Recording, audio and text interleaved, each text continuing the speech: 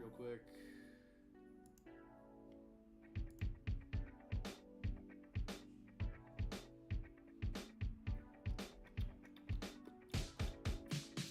Oh. Fuck. He. Copy video link. Oh. He. What are you saying? Ha he. Ha too. Okay. Alright. Send it to you on Discord. Post that shit. We're in the thick of it now, guys.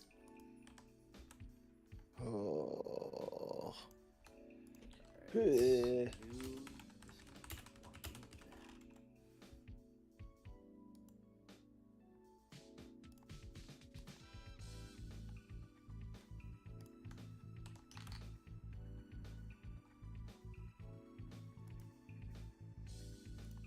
Okay, alright. I guess we'll give it a few minutes for people to get in. The commissioner has not DM'd me back This guy. on whether they like the sketch or not. That's tragic.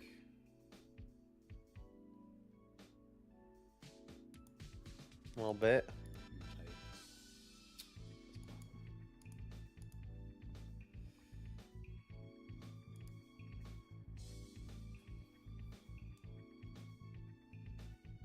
Oh.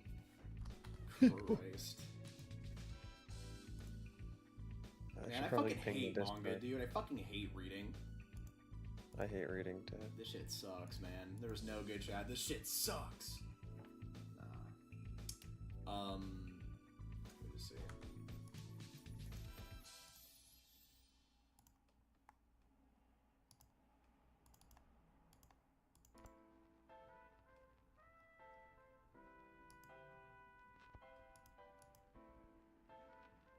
I mean, I'm ready to go. I'm when ready to you're- go when you. I mean, I was just like waiting for people to come in, but it seemingly there was no one, which was not a big problem. We're just kind of fucking doing this, I guess. So, welcome back to another episode of the StoryBored Podcast with a capital S. Okay. I'm Flub. You definitely announced that with a capital P or B. not Okay, P. capital S. This is fake news. I don't know what you're talking about. I'm Flub. You guys know me. You've watched, ideally, some episodes of the show. This is Dan. He's a guy. So again, we're talking about manga. Dan, how you feeling? How's your life going? How's your day going? How's your second going? I've had a pretty shitty week. I won't lie. You I've been. You want to vent to the pod? I mean, like, and not like shitty. Like, oh, my life sucks. It's just not productive, and the work I've gotten done has been bad. Yeah, and So- I don't want to be that guy, but like it is that time of year. Like, Nah, it's actually I hit my stride during this time of year. really? No, I get Woo. that. I think with me, I do that too. I just mean like, I think generally speaking, a lot of people are always like, oh, it's that time of year. And sometimes I think it's true to say that. Sometimes it's like, nah, you're being stupid. But No, I need to lock in, dude, and it's just been hard. I got commissions and stuff again. yeah, I get that. I accepted some of them that were just sitting there waiting because Christmas need money. No doubt, no doubt. What are you trying to buy for Christmas? Shit, I don't know. Yeah. I don't know what my siblings want. Yeah, trying to get. I couldn't tell you. Trying to get your money up. That's fair. That's fair. I'm doing good. I'm doing good. Just been really busy with school, but thankfully that should be, but like less busy than normal. I've been still getting stuff done. Good progress on the thing. Yeah. But life's going good.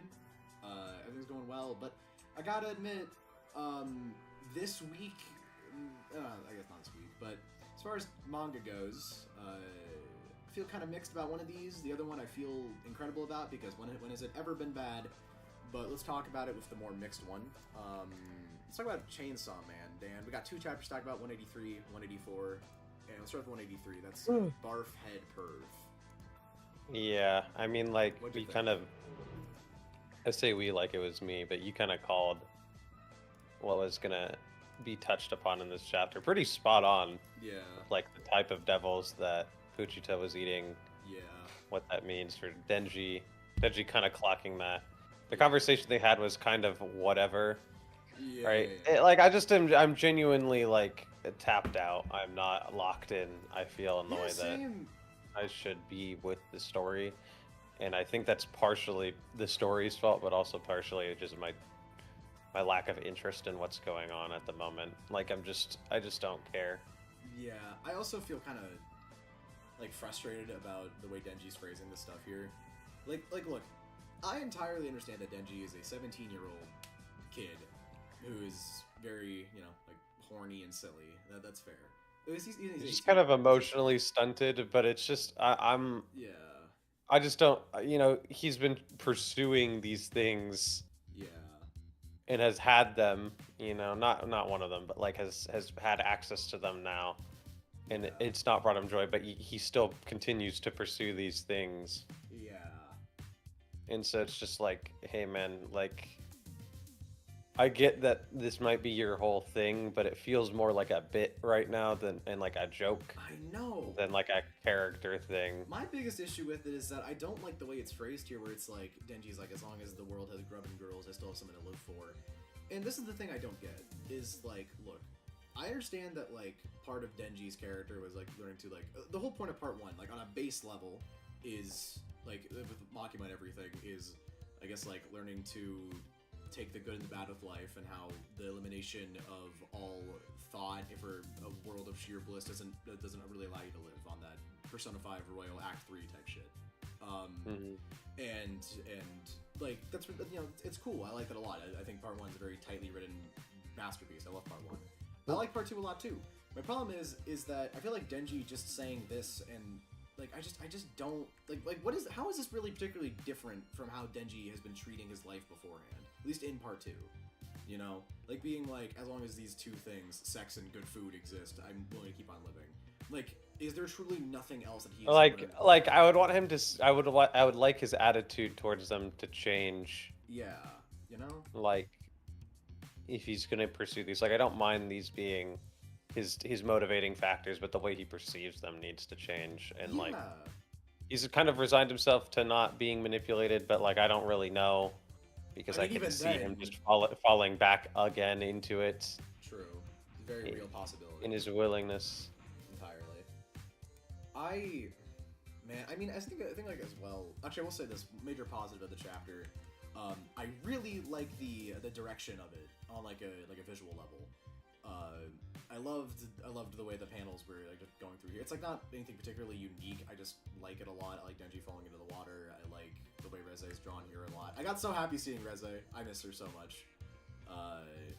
And I'm surprised she hasn't been back. I mean, I think that's gonna be a point. I seriously do think she's still gonna come up, which is kind of something I've been thinking about for a while now. Where it's like, I mean, look, I know I was saying like you're literally saying like, oh, you literally guessed what happened this chapter, which is true. Like I basically did. Like I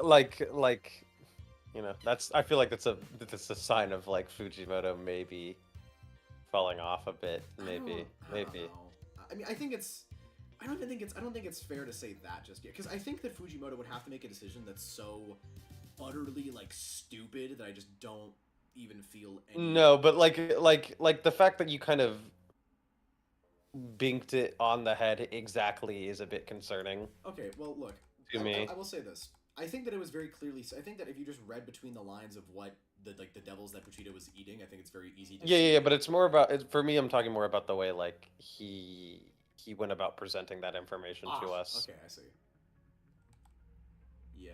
As like it would have been interesting to have less predictable, like especially with hindsight, less predictable ways of him interpreting these things or displaying these things to us out of like the more subtle approach. But I guess like he wants us to really understand where Denji's at right now, which like I don't think is. I think it's just he's back to neutral again. I agree. From what I can tell. I kind of just it makes me really sad because of the whole thing I was saying. Like I wish they went through every single like the backstories in detail and all this stuff, but it's just I get why not. It just kind of frustrates me as well because we didn't even really get to see like a Makima flashback, which I think makes sense. But again, I do like I do like the staging of this. I do like the point that Denji makes of like, oh, Pochita did this because it made me barf this up because he wants me to remember, which I think it is again. But this is the thing though. I don't really see how this is that much different from the point of part 1, which is just but I mean, part one on a very, it's like a normal level is, like I said, like, you can't eliminate all your horrible aspects of life. At that point, you're not even living. Like, that's a major point of part one. That is the point of part one on a very normal level. And I do think it's cool here that Denji is like saying it more directly, as if like he's literally coming more to terms with it. I think that's cool. But then again, his attitude and the way he's phrasing it just feels so like weird. And look, I'm not saying that this can't change. Like, I'm not saying Denji won't like come for more of a clear answer of like beyond grub and girls. But like at this point, it just feels like I'm worried that this is just gonna be the last time you really get like a big like, or I don't know, like a very Denji centered character moment that's like this. Not saying, sorry, let me phrase that. Not the last time, but I think that at least for now, this seems like the main one we're getting for a bit. Because if this is the defining character moment for Denji in this part, I'm going to be upset. Same. This does not feel like a good moment for him overall. I don't see how this is at all triumphant. This is not triumphant. This is essentially just... It's just like, oh, I'm going to resign from how I perceive it right now. It's like, oh, I'm just going to resign myself to act in the way that I've been acting already. Yeah, it feels as if it's that, and it's literally just Denji just coming more to terms with what happened in part one, which is fine.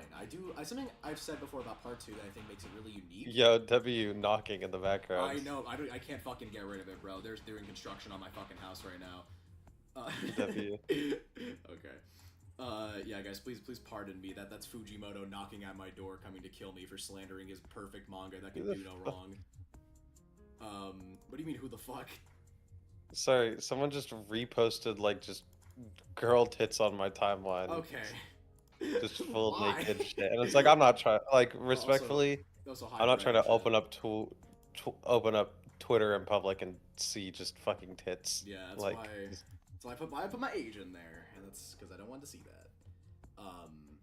But I was. Yeah, I mean my age is 19, yeah, so it's like it doesn't matter. Yeah, It's just gonna show me it if it wants to show me it. Anyways, yeah, I mean like this does not. If this is the moment for Denji, I don't know if this is something I was saying. I think part two is unique, at least to me, because part two is like you could end Chainsaw Man at the end of part one. Like if it just ended there, I'd still say I think it is a perfect manga. And I think I could live with that. I think what made part two kind of unique is that like it's not just Denji has his stuff and walks off into the sunset and that's it. It's Denji now having to really try to live with the lessons he learned from part one, which I think was a cool idea, and I think that most of part two has handled that like pretty well of really developing on a lot of these ideas. Where part two opens up with Denji now having to actually live that life of trying to balance the good with the bad, and he's essentially a I don't know if this is maybe the right way of putting it, but he's like a single dad raising a kid. Yeah. And he has a bunch of dogs. He has to deal with going to school. He has an identity crisis. There's so much shit going on with him. He still has a lot of trauma from part one he hasn't processed through. And at this point, I would like, dude, I'm so split right now on the decision. This is building off of your point. Sorry to cut you off. No, you're chilling. You're chilling. But it's like I wish Fujimoto just chose who to follow the story and just follow that person. Yeah. Because right now it feels like neither of them are protagonists. Neither Asa or Denji are operating in a way where it's like, I want to follow these characters. I'm more emotionally invested in Denji. I'm more intrigued by Asa, but neither of them are doing that's an amazing anything with their characters right now, I feel. I'm more and it felt it's just like, I don't know. I just don't like either of them particularly. I don't think Fujimoto's done a crazy good job at progressing Denji in an interesting way. Like, I'd have just liked to see, if we're gonna get like what you just mentioned, like the single dad life, I would like to have seen that have that be the thing, and like have Asa be a side character. But we chose to follow Asa, and I was really liking that. Yeah. And then whenever Denji came back into the narrative, it kind of robs Asa of all function as a character, and she's been sidelined in just like kind of nothing. Yeah. In a very similar way to where she's like kind of just operating the same way she's always operated. Yeah. And not changing her approach. You know what's funny about that? And it's like, what's up? You know what's funny about that is that like during the Prison Break arc, something I really liked and something I really loved seeing all throughout part 2 was her progressively, like on a visual level, being able to like turn more things into weapons. Like it went from like a pencil to like her clothes to, and then like eventually where it's like turrets and the student, like I fucking loved the student loan turrets. That was amazing. Like and it's also Yeah. like she's becoming more and more proactive within the narrative and becoming more of like a thing. And like yes, like there's a point to be like, ah, but Yoru's kind of robbed her what's the word? Agency. Her agency within the story, but like they're not going full ham with that yet, I think. Yeah. Which is And I weird don't because you think like if they're gonna do it Yoru. anywhere, they're gonna do it here, 'Cause you know? and it's like, okay, here's the thing. I would rather just also not being able to control her body again, but she keeps flip-flopping between Yoru and her, and it's just like, okay, so does she have control or does she not have control, I think that's Fujimoto? kind of the Like point. I am confused. Look, Like I don't I think it's kind like of like the she's in whole. control until she's not. And it's just like if Asa can just control or if Yoru can just control Asa, why doesn't she just always control Asa? Like she's a fucking devil. She doesn't give a shit. Like she doesn't care. Yeah. Just if she's able to do that, just have her do that. I think that it's a And thing it's where it's just like if Asa's in more of like a vulnerable state, or in a state where she really needs to like rely on it, she can turn into where like she has a much easier time, like Yoru has a much easier time forcing herself into it. I think it's that, but at the same time, like look, I get that both of them. This is what I'm hoping for, because I was hoping this would be like the defining character moment for both of them would be, at least in this arc, not for the whole, maybe not for the whole part, but just like generally speaking, like if you can look to this is who Asa is, this is who Denji is, or who they eventually become, it'd be in this arc. Mm-hmm. I think that we're still not there, which is interesting to me, because like this feels like Denji has progressed to a point where it's like he's really accepting Mom-Ward lessons from part 1. He is now has Asa with him here, and he's trying to find some type of way of getting out of this I guess forever world he's stuck in. And then Asa has again become like more confident, and for one thing, but also beyond that is now conflicting with Yoru a lot more, and is, like I said, something I really liked last chapter was I loved the conversation. I loved the whole, like, not even, I guess more speech that Asa went on to towards Denji about all this stuff, saying like, hey, it's, you know, like we like I because of you were able to teach me how to eat that crap burger. Like I liked that. I liked the way she phrased it. I thought it was really good. This chapter though, I feel like it just kind of feels like both of them are just kind of like rephrasing things in their mind, but they're not like there yet for having pure clarity of themselves, which makes sense. But it just feels like everything's taking either so long or happening in a way I just feel is I don't know, just odd. But I don't know. I just feel mixed about it. Like I like it. I think it's gonna go. I just really hope Fujimoto right now sticks it because I am losing faith. I agree. And it's now, not like it's not the Fujimoto cycle. I fucking hate that term, but like I'm just it's not like a what the fuck is this? It's like a I just don't care, and that's bad. I think that is entirely fair. I have nothing to say about the new chapter. Absolutely yeah, nothing. Same. He runs around. I don't know. He runs around and they talk vaguely about a plan and go over things we've already gone over, Yeah. and I don't know what it is. I think he's trying to like tire himself out in the real world, maybe because his heart's still there. I don't know. Yeah. Like I genuinely don't know why he's running, and I don't really care why. I think it's just gonna be a way for them to get out. It's whatever. First off, I think we're gonna find out next chapter, but I was gonna say specifically about what happened here. Denji, dude, this is the thing I don't fucking get. Because, like, if this entire portion is supposed to be Denji processing everything, like, not having a perfect clarity with himself or the things that have happened in his life, but just processing things a bit more, right here he's saying Chainsaw Man's a superhero. Which, like, I get that's the way that he wants Chainsaw Man to be, but it's kind of hard to not accept the fact that, like, Chainsaw Man also, like, at least in the public's eye, also just, like, you know, did a lot of horrible shit. He sucks right now. Yeah, he's kind of a shitty fucking person right now, and I feel like, you know, it's kind of difficult to not look at that, you know? Like, you'd be wrong to say that Chainsaw Man's like a superhero in the public's eye right now. At the end of part 1, he is. There's that whole fucking scene with everyone cheering him on. Like, that's great. But I think it's impossible to act like that's where we are right now with it. And beyond that as well, I mean, look, I like this point that Denji makes of, like, I'll find my family again somewhere. Like, again, like, that's cool, that's fine. But again, it feels like he's just, like, for some stuff, it's like, okay, I like how you're processing this, but I just want to see that go somewhere, and I like how you're rephrasing it. And with some points, it feels like, it feels like he's just repressing it again. Like, at some point I'll find my family again somewhere. That's good. And I understand that, like, I understand that he's seeing it like that, but at the same time, again, Nayuta essentially is confirmed dead. I think she's dead at this point.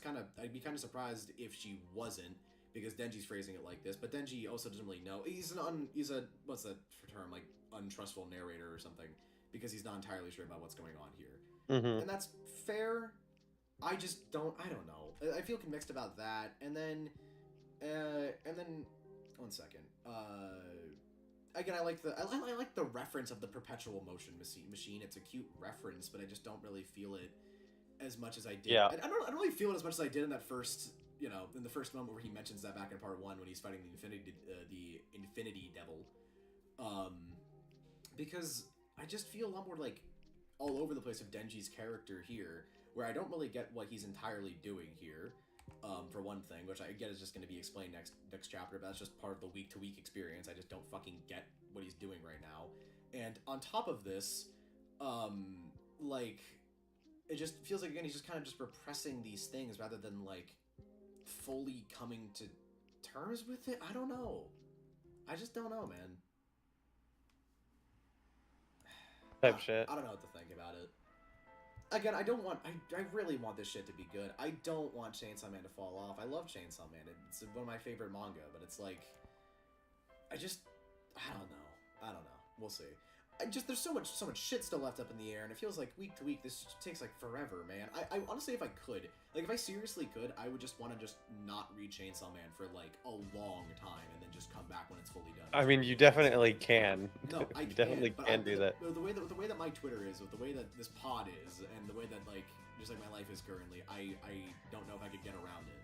Because at some point I'm gonna wanna read it. And it's like, if I could just like block it out of my mind entirely. Like, not have to think about it, not have to see it, not have to worry about it at all. And I think you just block Chainsaw Man terms on your Twitter and you just go about your day. But I don't want. But then we have less stuff to talk about on the pod, and then it's finally just going to become just a full Kagurabachi. No, we have other stuff we can talk about on the pod. We have other stuff we can talk about. Especially if we go bi-weekly, it's just going to be 2 weeks worth of stuff, and that's bare minimum an hour. You can fucking read more Undead Unluck, and I could read more Bleach. Which yeah, you know what I'm saying. I've been neglecting to do. Which is fair. I don't know how long I'll be until I'm just gonna be so busy. I know, I get that, and I'm fucking busy too. I mean, I can talk about that stuff whenever we get to it. I'm down to. But look, either way, Chainsaw Man, mixed about it. There's some parts about this chapter I liked, some parts I don't. Dan feels very locked out with it, which is entirely fair. I kind of feel like that too. Also, something I will say, I like the direction of the last chapter on a visual level, and I like some of the panels in this new chapter. I also don't like some of these fucking pages, like little panels, just look very weird to me. Like, I don't know. I don't know. But you know what we should do? Oh, one sec. Someone in chat, Pauline said, "What do you guys think of No Name?" I haven't read it yet. I plan to. What is I think it's a fucking the first manga plus creators comic to get into like publication, I think. Oh shit. Very cool. I want to support that story. I just haven't been tapped in. I don't know if it releases weekly or monthly. I'm pretty sure it's monthly. And so like I'm gonna let some chapters build up so I have a lot to read. I get that. I'll probably start reading it next year though. I'm very happy for that story. And I'm glad that it exists because it's a step in the right direction, I feel, for creators in the West trying to break into the Japanese manga industry. I think it's a cool thing. Now, but yeah. Let's talk about the best manga ever, maybe? The best fucking thing I've ever read? Okay. What do you think? You also kind of binked it. I was not expecting, just because like I was knew it. operating I fucking knew on, it. Okay, I'm him, alright. I mean, like it's fine. Like I feel like that was the likely answer. I would have liked a bit more whatever before we just kill off this character. Yeah, I agree. I was gonna say this. That's my look. I've had issues with KB. Oh my god, Kagurabachi. I'm a fucking. Oh my god, Kagurabachi here or there. But my first real big issue I think has been the fact that I do not like the fact that Iruha had died after. Okay, he's alive. Let me finish. First off, Yeah. Aruha's dead. I do not believe he is alive. My problem is... I'm looking at the second to last page. He's talking.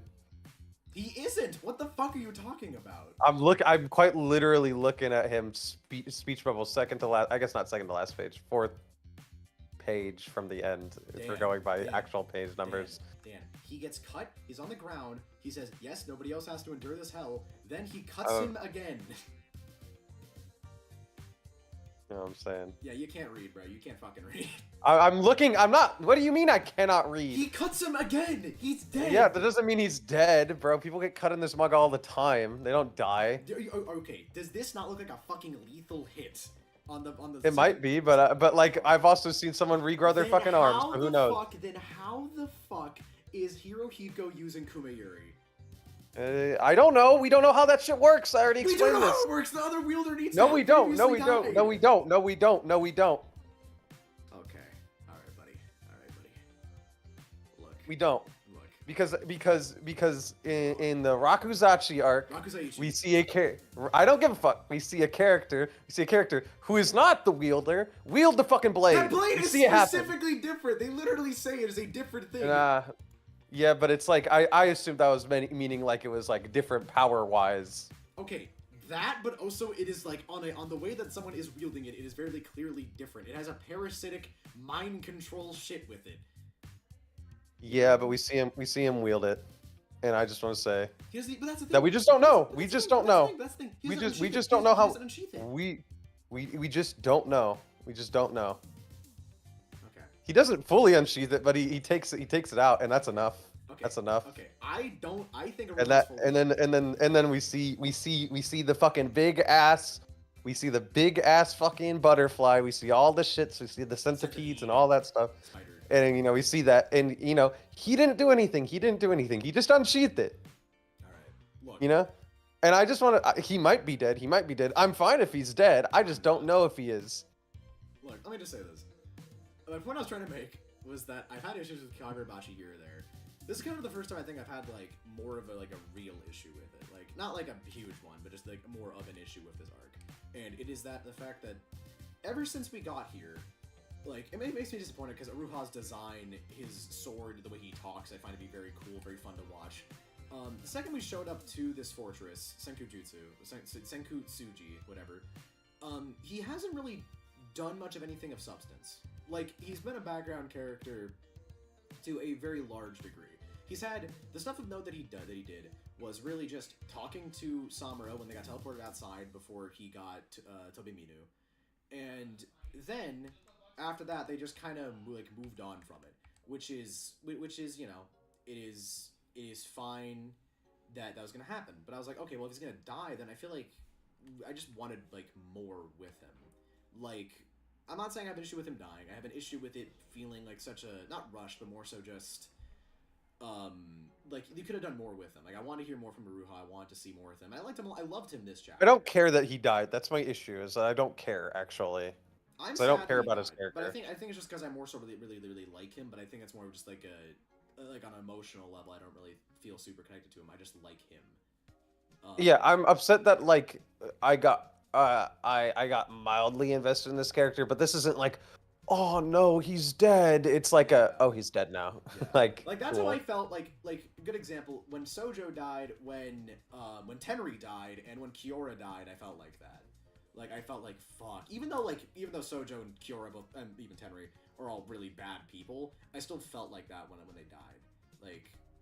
I didn't feel that way towards Sojo. I felt that way towards the other characters. Because Sojo was just like a fucking awful human being, and I was just like, the world is probably better off. No. I agree with that part. I meant like to be honest, I was sad he died. But I think I was more so sad just because I want more with him. But I do. Yeah. I get that. There's no part of me that is going to actually miss him. Yeah, I will miss him acting within the narrative. He still could have been like around. I mean, they still bring him up a fair bit, and I've been saying this for a bit now. I'd be really surprised if we don't see him in either a flashback or what I've been saying is like a thing where at some point it's like, hey, if you wielded a blade at some point, then you can see previous wielders if you have a deep enough understanding of it, and then Sojo and Chihiro can talk to Sojo's ghost or some shit. I want something Nah, like that. bro. You just want My Hero V2. Shut up. No, I don't. No, I want MHA, but I want to point out something really interesting about, or skipping forward a chapter. His tattoos, we get a good look at them. Yeah, they're a butterfly. I would say they look like a butterfly, which is very interesting. People were saying that back. This is the thing. I was saying that back when 40 came out, but I think that it's just becoming more and more apparent because when you look at, like, I mean, the fucking panel of backstory we have of Sojo, of him, of whoever the fuck that is, just holding up all those people with all the flowers and all the like black stuff. I'm like, okay, well then it's definitely this has to be related to this in some way. Yeah. So I think I would be blown away if we do not see Sojo in either a flashback or something else. Wink, wink. At some point. Yeah, I think he's a more important character than initially let on, but it's just like very interesting. I think he is a very important character. Like beyond the fact of like, oh, like the stuff he sets up with like the way Yuki viewed the blades and like the stuff he set up in a literal level of like Datenseki and the shit that gets mentioned later with Tenri and the stuff that's happening now. I will say this though, I think that he was, look, if you looked into it like I have, I think Sojo is a incredibly important character on a thematic level because almost every single major theme of Kagurabachi is set up through him and Chihiro's conflict in part 1, or the first arc. That has only gotten better as time has gone on. Like, more things have come up, obviously, but a lot of the things have related back to those two on a thematic level during that arc and during that fight. But let me say this. Moving on from them and Aruha, and if he's dead or not, which Dan is wrong about, I'm sorry. That's fine. I don't mind being wrong. I just don't know if he's for sure. But, like, you're wrong. I'm sorry, pal. I can be wrong. It's fine. I can be wrong. I don't care. Like, I don't care about him right now. I'm just like, I feel like he's too important to be immediately taken out like this. I feel like, but like they've done it before. Like, have they? Like, actually? Okay, well, yeah, actually, that's a good point. I mean, they kind of have, but then, like, even then, those characters still got, like, a lot. I mean, like, I'd say, those characters had a moment, yeah, Tenri you know? did, but, like, so Tenri's fine. Like, I didn't have an issue with it. And it's just like, it's great. And it's just like, hey, man, like, this guy did nothing. Yeah. Like, he did nothing. He just, I mean, and I was waiting for his moment, and then he just gets taken out in a slice. He gets taken out in a slice, and it's just like, dude, I don't think he's gone because of that. And maybe it's like, hey, man, on retrospect, whenever we get that fucking war flashback, he's gonna be it's gonna be tragic. Yes. But, like, currently, right now, it's just like, I don't care. I think, like, I'm gonna be honest, I think if we get, like, a Sete War flashback, which I would be blown away if we do not get one at this point, I think that with the way everything's... I don't think it's happening next. I think it's happening, though. Like, I agree. I think it will be, like, I mean, I don't like bringing up this series because I brought it up before with Hirohiko, and it's not really true, but, like, I feel like something that's just a la hidden inventory, like, in the way, I mean, like, it's, like, set up, and, like, the way it's displayed. Yeah. I think where's Shiba? Shiba's about to pull up. He has to pull up. He has to pull up. He has to pull up. Okay, before we talk about this conversation and how much I love this conversation, 99% chance Shiba shows up, because something I want to bring up, and I had a very long conversation with my friend about this, and I was thinking, like, I didn't really know how I was feeling about this arc on a thematic level. Not that it was bad writing, not that I felt like things weren't well put together, and anything like that, but just I didn't really have coherence in my thought entirely. Because, like, I bring up, and I will bring up at some point, a bigger thing, is that the first, like, point of the first arc of Kagurabachi is a lot of it comes back to perception and self-worth. The second one comes a lot back to tradition, and I think in a similar way, self-worth, but also how that relates more to your actual family and the struggles of that. And also having just worth as a person beyond sorcery. And because I think that, like, the first arc, it's self-worth, but also in relation to them fighting, to, like, the blades and sorcery. And the second one, it's also having to do with that, but also, like, fucking what's his name? Hakuri doesn't just, like, get self-worth now because he can use Iso and has the storehouse. He gets self-worth because he learns to appreciate himself, and then in tow comes the power-ups of his actual stuff. In this arc, I was wondering, like, where are we going with this? And what I was thinking was, like, okay, now that all this stuff's happening, I'm thinking it's two things. it is, again, once again, perception. But I think now in this case, if it's not just perception as a general idea, not just perception on a family level, but perception from people who you don't even know, just like on like a general, like on a public level of how the world views you. And also beyond that as well, I think redemption. And that's kind of what I was thinking in between Samura and Shiba fighting. Because Shiba is someone who was also around during the Sete War, we know this. And he was someone who also, hell, even in the first chapter brings up to Chihiro that, like, you know, killing people like this is gonna lead you down a path that you gotta know, like, can you really handle all this? And he's like, yeah, every day, fresh hatred. Like, at the time I was like, at the time, that's when Kagurabachi started, I didn't really like it that much, but, you know, things have obviously changed. And I think that since then, there's been a lot of random moments where, like, Shiba's been... Did I put you on? You put me on? No, you didn't put me on. I just don't remember. You didn't put me on. Also, first off, Kagurabachi came out before I met you. Yeah, I know. I just didn't know if you were reading it then or not. I was reading it day one. I told you this. Okay. I remember. I read it. I read that shit day one. I was there, and I met you in December. I think that was when like the fucking CCGSF fight was going on. With Sojo. But look, what I'm thinking is like, because on one hand you have what's his name, Shiba, who is like also brought up to like the two Saza siblings who didn't die, of being like, you two need to live on. I know what you guys have did is, you know, bad and all, but you guys need to live on. These people need to be protected. There's things that need to continue with when it comes to this family and everything. And I don't want you guys to die. Shiba is someone who, at least from what I've gathered so far, is someone who believes in redemption, believes in change, and believes in living on to see a better day. Samura is almost the exact opposite with that, where he's lived on to see another day, but now he's really going out of this to be like, what you guys have done, what I have done, what everyone who did, what happened during the Sete War and what we did is so egregiously fucking awful and has only led to more, like, and it's kind of just coming back to worse things going on, where people who don't deserve this stuff are getting more dragged in to die, like that guy who they mentioned got stabbed through a giant pole and all of this. So at this point, what needs to happen is that we all need to die, as in Aruha, the rest of the sword wielders, and Samura himself, and also seemingly the Hishaku, from what he mentioned. And that's the big thing I also want to say I'm a big fan of. I'm happy that Samura isn't part of the Hishaku. I'm happy that it's stated he made a pact with Yura, seemingly. Which is funny because it seems that Hirohiko actually was not lying, which I find to be very funny. I don't know. I never got that he was going to lie to Chihiro about that. You said that he might have last week. Yeah, but like I didn't really get the vibe. It's just a possibility. Like I don't understand that character. Yeah, but then let me say this, and then you can go back bounce back to you. But what I kind of am thinking is going to happen is that Samura is someone who believes in, like, yes, like we need to redeem ourselves, but like we can only do that through death and through getting rid of the worldly aspects of us. He is literally blind justice. That's the point of his. That's the symbology of him, and from all of the stuff with the Buddha and everything he's stated, it is very clear to me that's how he views it. So on one hand, you have someone like Shiba who believes in living on to see a better day, even if bad things have happened, and redeeming yourself to be better, to be a better person for others through living. Samura sees that through death, which, you know, the crows and all that literally symbolically shows death. And what I'm thinking about is that the fight between Shiba and Samura, or just their conversation, is, and when I said this in my head, I thought it was the coolest idea, a battle of redemption.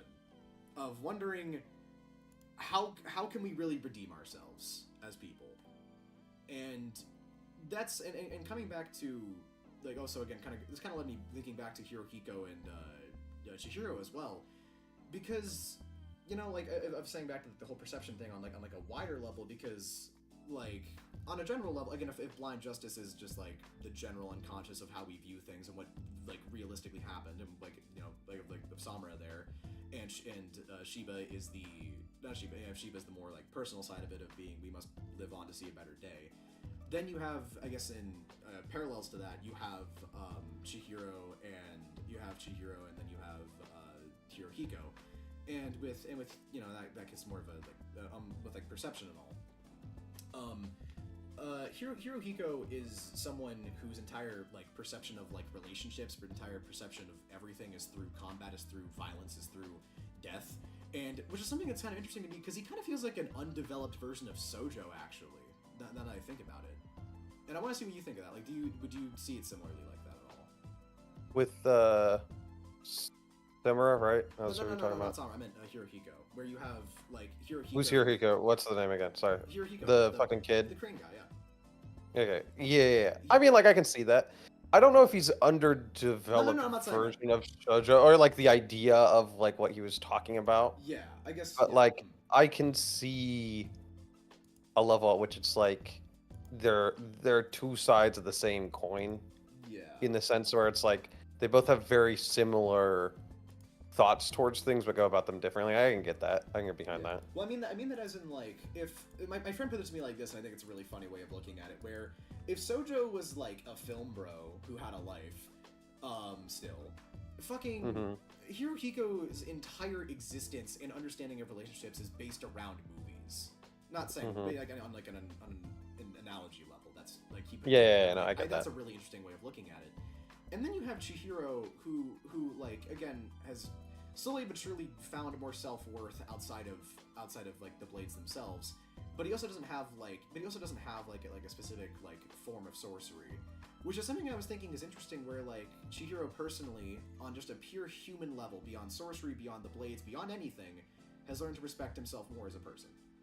But then you have Hirohiko, whose entire life is based around this. His self-worth is based around how many people like, you know, how like, I guess like how strong I am, or like how good of a assassin am I, or with his with stuff he's done. Like he views a lot of relationship, like he views friendship at this point because of Chihiro through combats. And I'm interested in this because Hirohiko gaining a blade is something I was interested in, because despite the fact that Hirohiko's sorcery is something that's so unique, something that's so individually wild to me, like oh, you have paper folding as your sorcery, that's fucking sick. He throws that all away for the sake of greater strength through the blades, where literally the more individualistic part of him is being thrown away because he wants to have more power, be better in combat, because he views relationships and being alive through combat. And when it clicked with me, I'm like, this is such a fucking good thing, and this is so well fucking put together, and I love this. And I think one of my favorite pages in Kagurabachi might be him invoking the blade's name and the papers like falling apart. Yeah. And I'm just kind of wondering. I wrote this on Twitter a bit ago, but I texted this to my friend recently because I was talking to her about just general stuff in Kagurabachi. She's also been on a very similar hype train for Samura, as I think most people are, because he's just the fucking best. But I was saying that I wonder if this is all leading towards like a really major identity crisis for Chihiro, like beyond everything, where he keeps on falling apart and has to like accept worth like within himself, like just like beyond like something like he's still worth something with or without the blades. Like even if he can't fight, even if he does or does not have one, and you know obviously these things are still an enabler of his strength, of his growth, of who he is. But finding absolute worth outside of combat, outside of artistry, outside of everything. And that's just, like, I think that's just, like, two really good themes. And having these two chapters back to back is just like, oh my fucking god. I love this manga so much. I fucking love Kagurabachi so much. But I want to ask you, because I've kind of been yapping for a bit here, what's your thoughts on this whole chapter? I mean, I liked it. Like I'm very interested. Like it's I don't really have any crazy thoughts like that. I'm not like into it in the same way that you are, thinking about it in the same way that you are necessarily. But it's just like, I enjoy it. Yeah. I like the time I spend with it. Yeah. And I'm interested. I like looking on things retroactively more so than like in the moment. When the arc is over, like I have a better grasp of like my thoughts on it than like chapter to chapter a lot of the time. But like outside of just like, oh, I like it, it was fun. Yeah. I mean, no, I get that. You know me, I'm fucking locked in with Kagurabachi. Yeah, it's your kind of deal a little bit. I've said this before. I think I said this to you at one point. But like stories or art that is about art, I find so interesting. Like. Yeah. Yeah, I mean, Kagurabachi is about a lot, but it's also a manga that comes back a lot to art and creation, and individual worth and all that stuff. And I think that's just on a base level, I always thought it was really interesting as a concept, but it's just becoming more and more interesting to me, to where I'm really, really fucking interested to see where this goes. And, you know, all this stuff happens, you have all this stuff going on, you have, like, Samura having such a similar doctrine to Chihiro, but with such different context, this really well-directed fight scene, I guess just, like, cut, rather, and this really cool setup for the next chapter, and then we get the best fucking chapter in the entirety of Kagurabachi, with a bonus chapter about my favorite character. This is so I have good. nothing. It's just like I don't know what this changes about characterization wise. I don't think it changes anything really for me. But like I think it's funny. Sojo's like, fucking bathhouse quest, brother. Like this doesn't give me a new glimpse into Sojo as a character. I feel in the way that it. To me, it did. I mean, like I don't know. He liked baths, you know. Cool. I was gonna say. Okay, so like going beyond just like the first, because I honestly have not reread this since yesterday. I was gonna say, something I mean, like beyond the point of, I'm so happy to voice him again. It's gonna be so much fun. But we're gonna the Kagurabachi dubs. We're gonna dub this. I can't wait to talk as him again. You know, like, what's his name? Sojo fucking just talking about the Enchanted Blade here was cute. I liked it. It was funny. Not really anything new there. But something I will say that I really, really, really liked was just the juxtaposition of this page here.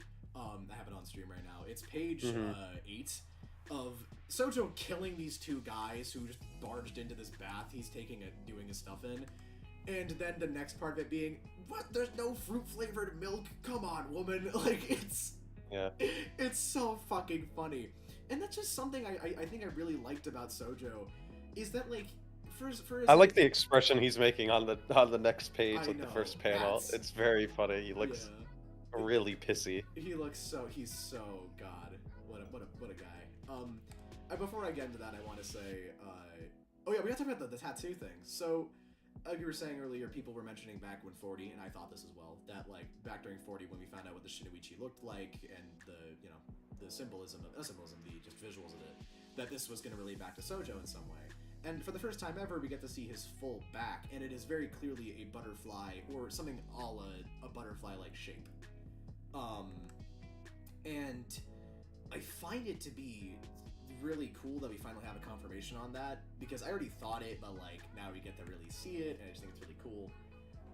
But more specifically with, I think the main... It makes me think what's going on with his eyes, if that's also tattoos and shit, because it's like, I don't know, I think it's very interesting. I think it is. I wonder what the eye thing is, because what I'm thinking is maybe he was getting controlled by it, or was he using it to such a degree where like blood shit started to leak out of his eyes, which is very gross, but very cool. I was gonna say that something I liked about Sojo in the first arc is that he's someone who's, again, very like evil and objectively a bad person. But he's also someone who's very kind of sticks up to like a certain code of things, like, and to a point that's almost kind of like in certain cases very like with the blades in a very violent and bad way, which which is reflected through the way that he treats the way he treats Char and his men, and also in the same way that he treats the blades in his clash with Chihiro, which ultimately ends up with him dying because reasons. But something I always liked about him is that he seems to be like a man of, like, he believes in certain codes, he believes in certain things, as shown through Kim killing Madoka. And also here we get to see that again with him sticking up for this lady, being like, look, I understand you own this place and you're trying to do your own thing, but like they're gonna take you out of business if you don't really live up to the code of the best bathhouse you can be, of like not using mentholated soap during fall or having fruit milk. Like it's very, very sweet almost, and I liked it actually. He cares about his fucking bath time, dude. He cares. He's a real one, bro. He cares about bath times, bro. He loves rubber duckies, and I think that it's kind of sweet of him actually caring about that, but also just like this woman here being like, you gotta, or at least the bathhouse, of just being like, you gotta really worry about this stuff. Like, this is, you want to stay in business, you gotta do this. He was going to kill her if he wasn't going to get Cloud Gouger, I think. Yeah. Or I think that's where it was kind of leading, because he was getting mad. Yeah. I mean, he doesn't really look particularly, like, he looks pissy. He doesn't look mad. Like, the most angry he I don't looks... know, man. He's killed people for less. No, I get that, but like, I don't think he would have done that here. I don't think he would have. I mean, to be fair, he did kill these two people. Like, I was saying, he just killed these two people who were like, yo. Yeah, who were just like... Like, I get that they were pushing it, but like, still. Well, I mean, like, they were literally... I mean, they were coming up to him about, you know, a job, to be fair. Like, I mean, not saying that's the reason he should kill them, but I am saying that's... Like, the way that Sojo works, it makes sense that he killed those people. I doubt he was going to kill this granny. And I was going to say, my favorite aspect of this is... I love these last 2 pages, is so cute. And I don't want to baby girlify Sojo, but this is just so funny to me of him with, like, the love bubbles around the sword. And he's like, it's whatever, my dream's coming true today. Like, he's just feeling generous about it. I don't really think that this really, like, made him, like, incredibly more unique, or it really added so much to him. It just kind of gave me... It kind of just vindicated more of the thoughts I already had about Sojo. And even on just a pure baseline level, I loved this chapter. I got to see my favorite guy again. He's not alive, yeah, but he's around, and it made me so happy. And it makes me so happy that Hokuzono likes him just as much as I do. Or if probably a lot more, because, you know, fucking made the guy and he loves drawing him. But Sojo I love so much, and fucking the mangaka loves him so much. And we got a random bonus chapter of him. It's just so cute. And I love the, also him seeing him drawn here with, like, the new, I guess not new art style, but just Hokuzono's already gone a lot better at drawing faces, I think, since, you know, he started here. And Sojo here feels so much less, like, I think the mouths feel so, like, natural. Like, they felt really boxy in the first arc. Here they feel very, like, just, like, you know, this is just, like, a face, like, and the proportions of his face look, like, really, really good. His hair doesn't look like a black oval of just a bunch of lines sticking off of it. It looks like each individual greasy-ass strands of hair. I actually don't think he has... I think he has quite literally opposite of greasy hair. I think he shampoos it too much. Let me refer this. And so it's, like, really stringy and gross. Yeah, I find it'd be kind of interesting, actually, if, like, he just does it as, like, a way of, like... Like, I think it's also, like, it's never was greasy. Maybe it was just always really damp. Yeah, I know, right? That might be it. That might be it. That's really funny, actually. But yeah, this chapter was really small, really cute. But I liked it a lot. I think it just vindicated the way I thought I saw Sojo. It was fun seeing silly shit with him. This chapter genuinely did make me laugh out loud when he was talking about the fruit milk because of him killing those 2 guys just beforehand. I love the way he's drawn here. I love the love bubbles of the sword. I loved him skipping. Literally, he walks and he starts skipping. What an idiot. That's what, I don't know if it's, like, my headcanon is that he started skipping. I don't know if it is actually skipping, though. It looks like he's hitting the gritty, but he's skipping. I love this. Yeah, man, I don't know, man. This is just so good. I hope we get more bonus chapters going forward when he takes, if he feels inclined to do so. I just want to see Sojo drawn more. Like, I'm not shitting with you. If we just get, like, more random bonus chapters and it's all just Sojo doing stupid shit, I will be so happy. Yeah. Yeah. I'd like this with other characters. True. I don't know, who would you want to see else with who's not Sojo? I love just, like, random background characters. Yura would be great. The Hishaku leader. Mm-hmm. You know what I love? Because people have been making, I mean, like, you know, I think it'd be funny if it's, like, Yura's day out, and it's just, like, him and Hirohiko going to, like, a market or something. That'd be interesting. I just think that this stuff's also really helpful as well to, like, again, humanize the characters a bit more, like, to really give them a bit more personality. Because I know a lot of people who just see Sojo as, like, you know, he's just, like, a crazy evil man. I very clearly don't think he is that way entirely. I mean, he's an evil person for sure, but I don't think he's just that. I think it's really cool here to have more characterization of him just doing just kind of daily activities, you know? I mean, even, and you might be like, oh, killing people, but, like, that's a daily activity for him. He's a bad person. But yeah, I really loved this chapter, and I'm excited to see next week a lot. I'm really excited to see to make my prediction as to, again, hit the nail on the head, as you said, is I think next chapter is going to start with Chihiro and Samura talking. I think it may or may not lead to them maybe fighting, like, a little, or just, like, them, like, about to fight, and then Shiba shows up, or Shiba shows up at the end of the chapter, and then the one right after is them talking. It really just depends. I think that it could go in a few different ways, but I think that is certainly, that's certainly what I think is going to happen. So what do you think is going to happen? What do you think the pacing of everything's going to be? I think we're going to get a slight conversation and maybe scuffle between Summer and, you know, Chihiro. No doubt. But I think he was showing up. No doubt. I think he's I think he's how they all get out of there. I think that's how that happens. Entirely. You know what I fucking miss? I miss Hiyuki, bro. Where the fuck is Hiyuki? Where's my goat? She'd be about. She gotta be closer, bro. I miss her. She's probably. I think she's at the other places with the other people. No, like I got that part, but I miss her, bro. I miss my goat. I think they're about to hear what's going on down here, and then Shiva's gonna either have them all pull up, or pull everyone away. Yeah. One sec. I wanna zoom in while we're talking. I just wanna zoom in on this photo of Sojo. But that also kind of shows their priority with who they wanted to protect. Yeah. Like specifically, and Samaru not being up there is very interesting. Yeah. Because he was kind of like it's interesting for a couple reasons. Because he already had his own people to protect him, but like he didn't really need them either. And then also like they didn't send anyone specifically towards him or like prioritize him in any way. Yeah.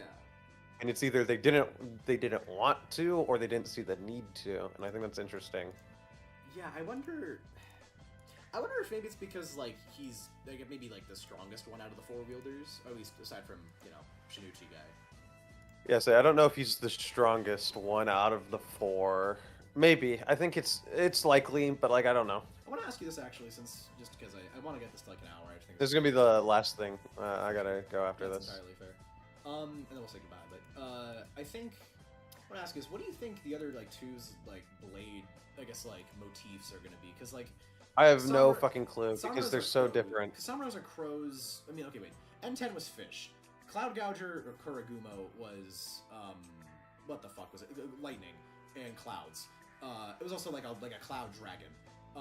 Yeah. The Shinichi is like bugs, I guess, and then you have bugs, and then you have crows, and then like I thought there's an animal motif, and then the fucking Uraha's sword, just like. These two girls, like could have more. They could have more. Yeah, but it's just like girls, so I just don't know. Let me ask you this: if we're going off of the basis of they're all like related to like animals in some way, what do you think the other two wielders are going to be? I would like to see a tiger. That'd be hard. I would like to see a crane, but we already got that kind of with the crane crow thingies with whatchamacallit. But that could have been cool. Maybe like a heron. Was I'm thinking like, okay, look, because you have like a fish. maybe like a gecko, some kind of lizard. That's not a dragon. A lizard, yeah. Because okay, we have insects. We had fish, which is aquatic. We have dragons, mythical. You have crows, which are just birds. And then Urahas, I have no fucking idea what it could be, but it may be something. And then you have two more. It's two like tigers are like mammals, I guess. Singers. And then I don't know.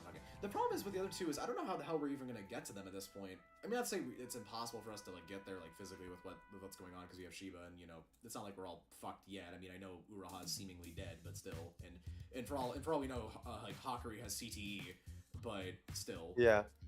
And also, I fucking hope Hakuri doesn't lose like one of his powers outright or something because I really don't want that. Like, I don't know. I just don't want Hakuri to be out of commission as well, like fully. Because I do like the direction he was going this arc so far. I just feel like he hasn't done like enough to where it's like a really like it's not just like a lot to chew on with him. Like everyone has been a lot to chew on. He's kind of like there. I'm really stressed out when Hakuri's doing shit, but I also like it. Yeah, I mean, I just think it's because Hakuri is I care about Hakuri so much. I mean, I genuinely, aside from Kiora, he's the best character in the series. Yeah. I mean, and also people who are alive, he's the best character in the series. I think I mean, we'll see. I hope Chihiro maybe gets above that point. I just fucking love Hakuri. He's an excellent character. But yeah, we'll see. But yeah, I mean, that's everything. It's funny we had another 2 weeks off, and one of the manga we had like a lot to say, and the other one we were like, yeah, it's like it's ass. No, it's not that. We actually had a good amount to say about the Chainsaw Man chapter, but it's more so like negative and repeat points of like I just don't get it. I don't understand. Oh yeah. Oh, also, do you want to talk about Bang since you're here? Not here. I don't have good grasp of what that is. What's up, Saburo? Oh, actually, I didn't know Saburo was in chat. What's up, Saburo? But yeah, that's everything, guys. We'll probably be back to either this week or sometime next week because we don't know. We kind of just bi-weekly and or not because Dan and me are gonna be busy as shit. More so. Dan. I just don't know. I have to do so much next month. You're chilling, man. Don't worry. But I get make sure things are going well. yeah, same. I mean, I have to really lock in on the thing, but you know. Yeah. But anyways, yeah, thank you so much for watching, guys. I hope you enjoyed this episode of the Storyboard Podcast. You know, stay spicy, stay healthy, get out there, do some push-ups, do some planks, and I hope you guys have an amazing day, amazing life, amazing wife, amazing kids, and amazing dogs. Shit. See you around.